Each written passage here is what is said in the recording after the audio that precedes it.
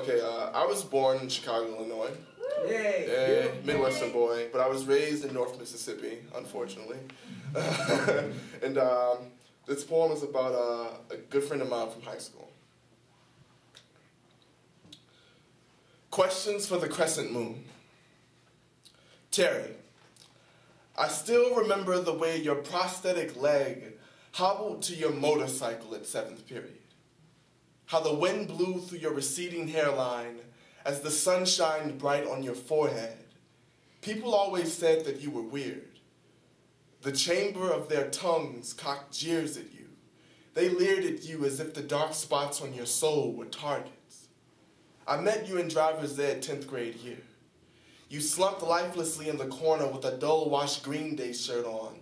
That facade of a happy face you held hosted a smile that stood stiff like rigor mortis.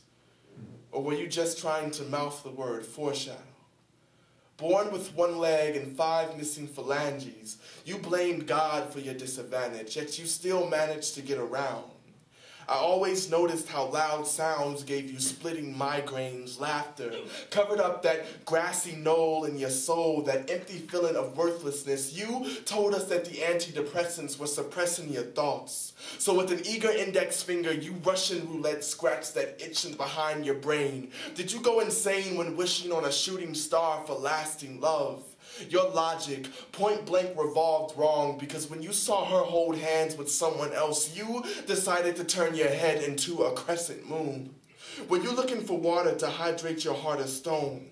Don't you know that there's no buoyancy underground? The sounds of insults pierced you because they used to call you a faggot, Terry. Was it because your hips swung low like a sweet chariot racing to its eventual demise? Was your father surprised when he heard from a breaking news flash that his son knew the hiding spot for the gun the whole time? I just don't get it, how you, a boy born with a silver spoon in mouth, could use it to gag on every opportunity. You purged up your consequences on the bathroom floor. It was the pool of blood we found you in.